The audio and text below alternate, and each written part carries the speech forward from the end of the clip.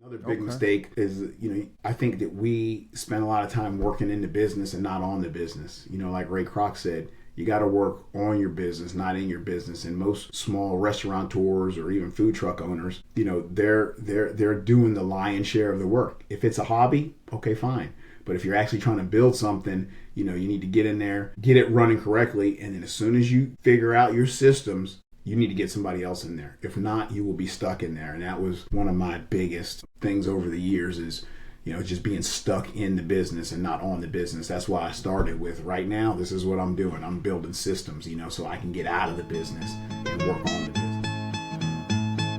business. Listening to The Kitchen Convoy.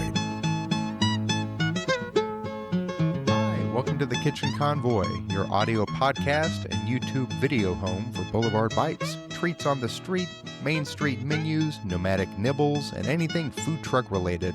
I'm your host, Nate, where every week we bring you stories, thoughts, and hot tips from food truck operators around the U.S. So what's on the menu for today? Today, I'm excited to speak with Tony Nelson from Tony Nelson's King of Cheesesteaks in Gulfport, Mississippi. He's here to tell us how he started his cheesesteak empire and brought a local Philadelphia favorite down to South Mississippi, and more recently has expanded into catering and meal solutions.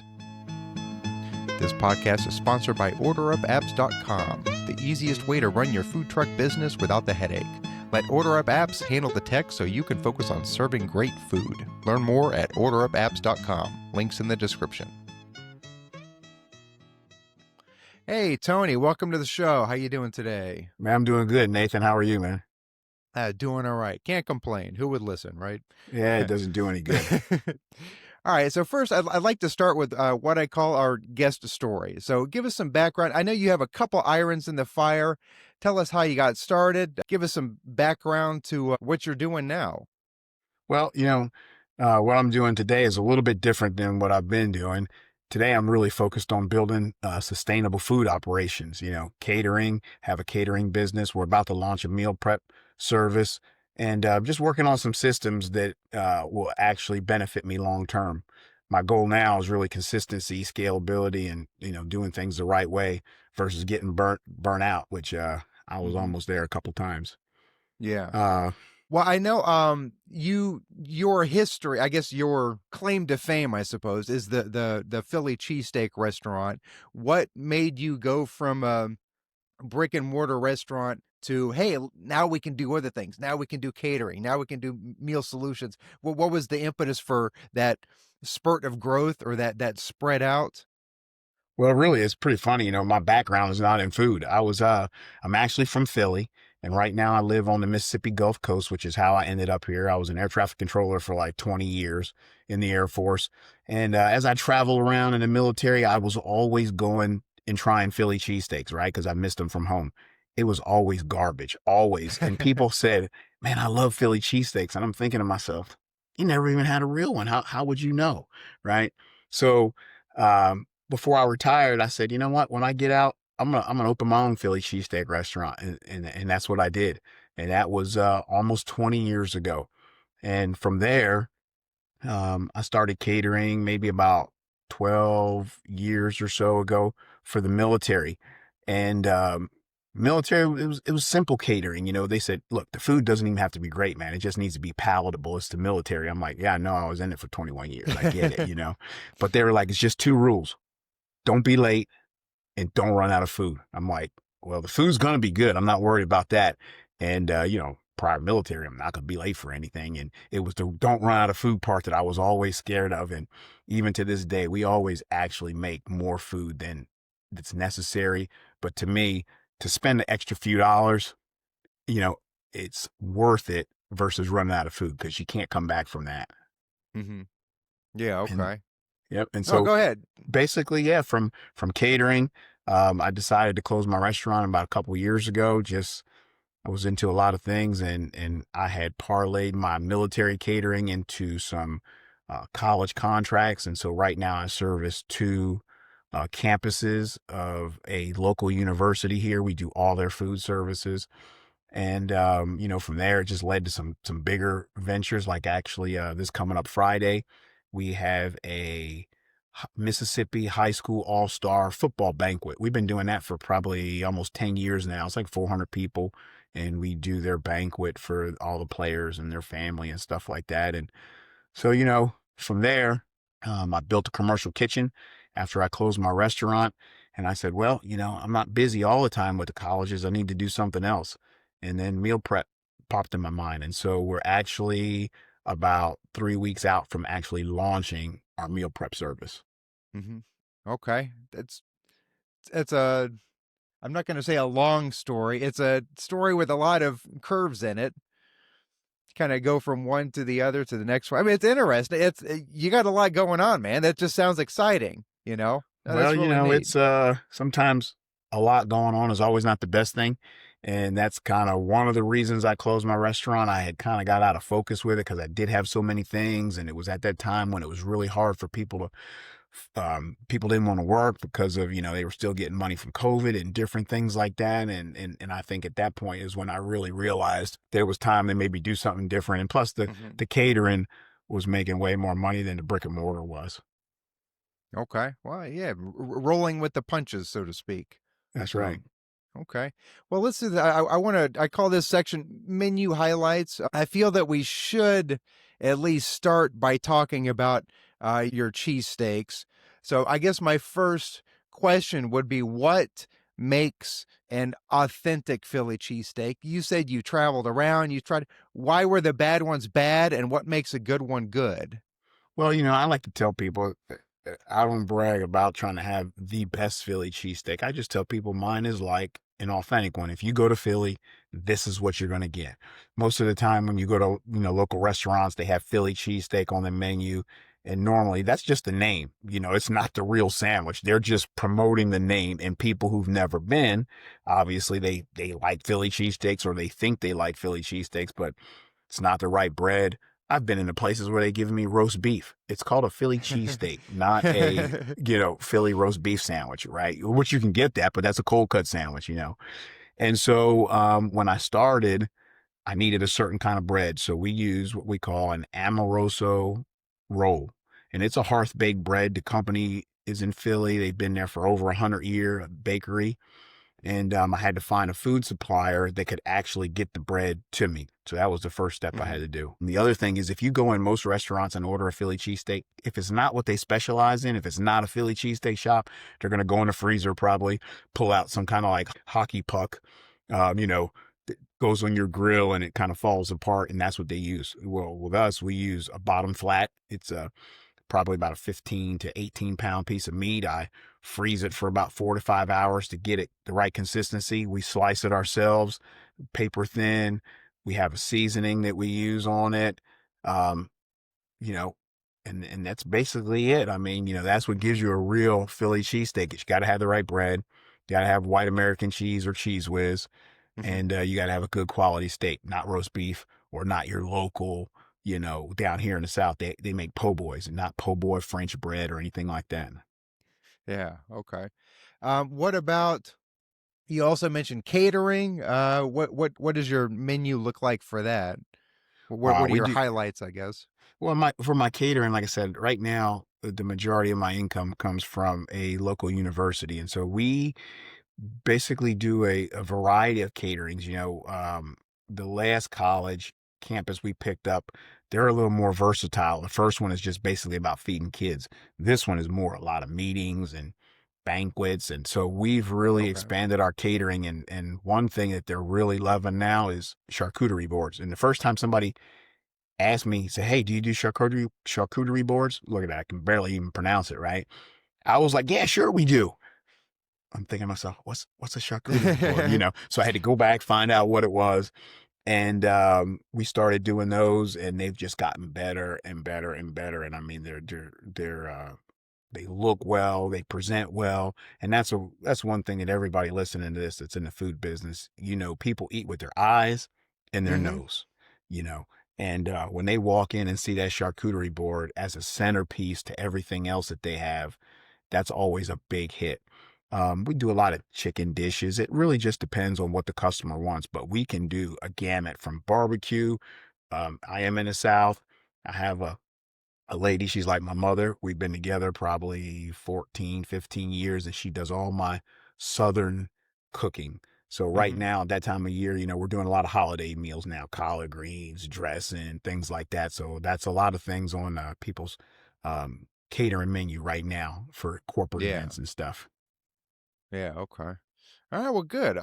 Have you ever had to pull an item just because nobody was interested, or have you ever had to add an item just because everybody was begging for it? No, not really, not as far as catering goes, but I did say I closed my Philly cheesesteak restaurant 2 years ago, and the whole year that I was closed, every time I went somewhere, people kept saying, "Tony, I can't believe you closed. We're eating cheesesteaks from I can't name them, but this location, that location," and they're like, "We just miss it." And I said, "Man, I'm sorry. Right now I'm catering." So one day I was out, and a young guy said, "Mr. T, I don't think you really understand how people are talking about missing these cheesesteaks." And I said, yeah, well, I'm just not opening back up. And he said, well, why don't you, do a pop up? I said, what's that? He goes, why don't you do cheesesteaks once a week? And I go, I don't think so. He said, well, you can do it on a Friday and call it Philly Friday. And I was like, man, I like the title of that more than the fact of actually selling the cheesesteaks. So we started doing Philly Fridays. So Philly Fridays is a pre-order thing, and we Hmm. scaled the cheesesteak menu back. So I just went right to what was the top five hitters, and Okay. then that's when I got rid of everything else because we're only doing it one day a week. But when I was in the business, we pretty much left the menus the same. We sold the majority, 90% cheesesteaks, and then the other 10% was other things. Yeah. Okay. All right. Well, good. Yeah. I want to move on to tips and tricks. So, this is my favorite part of the podcast. This is where we help other restaurateurs, food truck owners. What can they do right? What are some people doing wrong? What's the best operational hack that could help somebody be successful? So what kind of advice would you give to somebody that either they just started, or maybe they've been going for a while but they're struggling and they need some help? What kind of help would you give? Wow, when people come and talk to me about food, I never tell them the things I did right because I didn't do a lot of things right. We all in this business we learn the hard way. A friend of mine said his dad used to tell him the best lesson's a bought lesson. And in the business, I found that a lot of people are always looking for like that next menu item or the next piece of equipment to help them or the next location before they actually have that business running 100%. Right. Okay. And so, the best thing I can tell people is that, consistency and just showing up on time, know your cost. That was a big issue for me. Controlling your portion control, controlling your portions and doing the same thing every time with consistency. I mean, if you think about some of our famous food chains, right? The food's not really that great, right? But you know what you're going to get every time you get there, right? Consistency. Yeah. It's Okay. consistency, and so that's the biggest thing. And I've being a restaurant owner, of course, unfortunately, every time I go somewhere to eat, I'm a critic. It's just kind of in me now, right? And it's real tough, and especially when you go to places and the food is you get the same thing every time, but every time it's a little bit different. That doesn't go well with customers. So consistency. Another big Okay. mistake.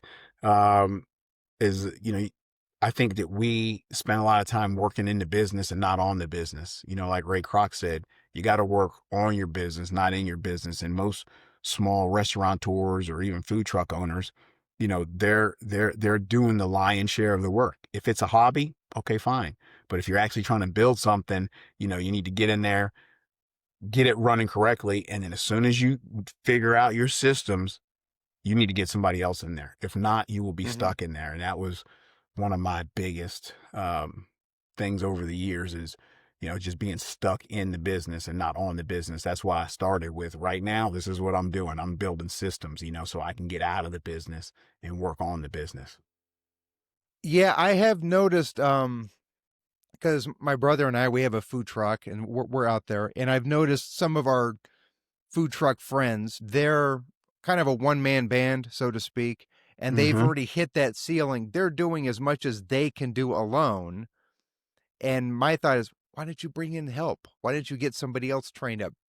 move from I'm doing all the work to that next step. And I know it's difficult and it's intimidating, Mm-hmm. but that might be the best long-term strategy. But I mean, maybe not everybody's cut out for it. I don't know. And like I said, it really just depends. Is it your full-time business, or is it just like a side hustle? If it's a side hustle and you like to do it, that's fine. But if you're trying to actually grow the business, you need to get out of the business. And I think that's just the best advice I can give people. That, and most of us were, undercapitalized when we start. We just want to get something started.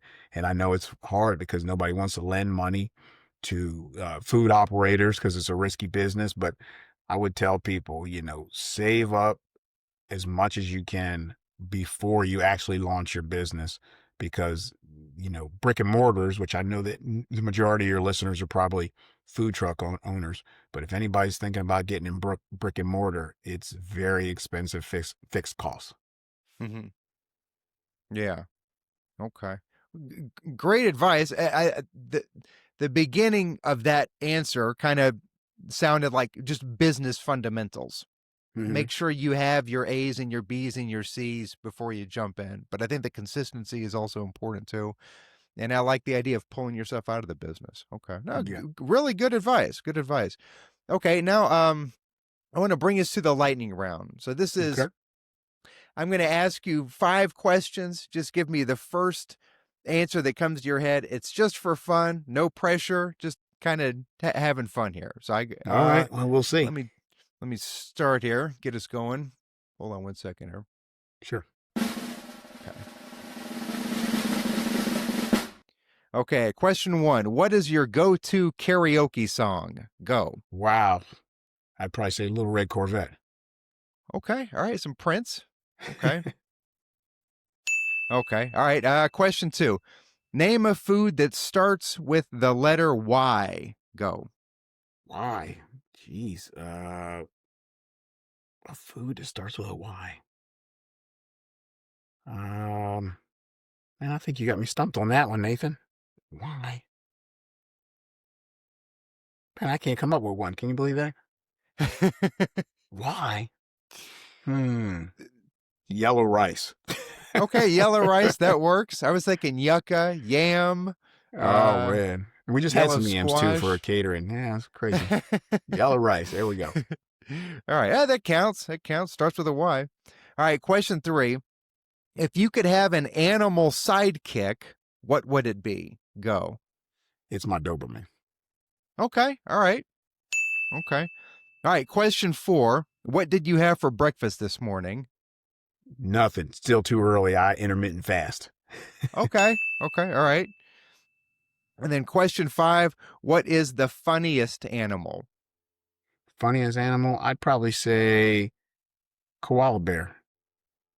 Okay, all right. Looking. Funniest? I guess they can be funny. I think of them as fuzzy and cute. If somebody says koala, I think, oh, they're fuzzy. But I guess they could be funny too. Okay.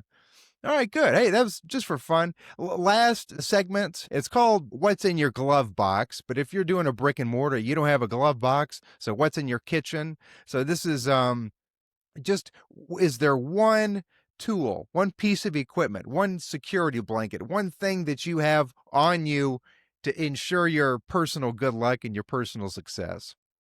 I don't keep it on me, but I have it in my kitchen, and it's a picture of Rocky Balboa jumping at the top of the Philadelphia Art Museum. And for me, 1, it reminds me of home.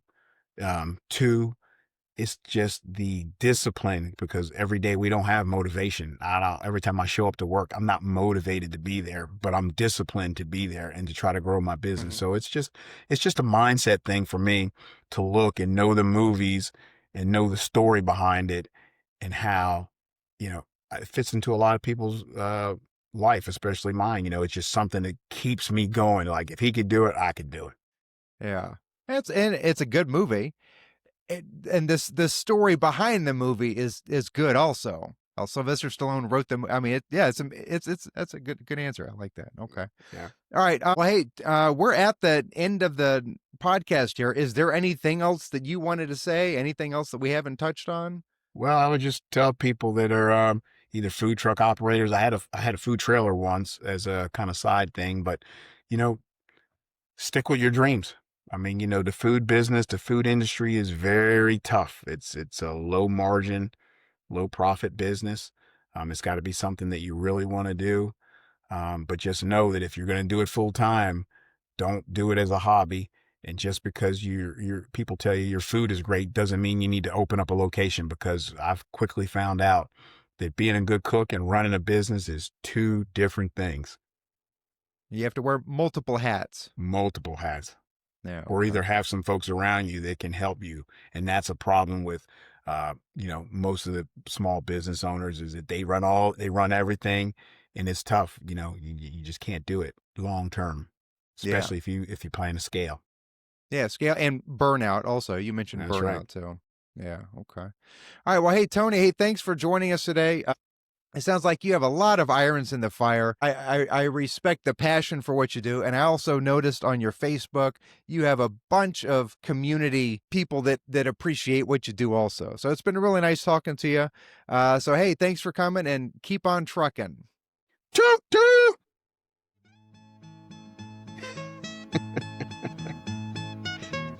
As always, folks, if you feel that we're bringing value to your food truck business, please like, subscribe, and share on all the social media, including YouTube and your favorite podcast provider.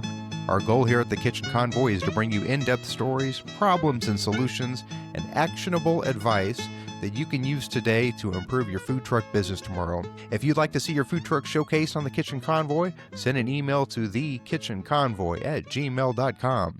You can also go to our website, kitchenconvoy.com. Scroll to the bottom, fill out our short form, and hit the big orange submit button.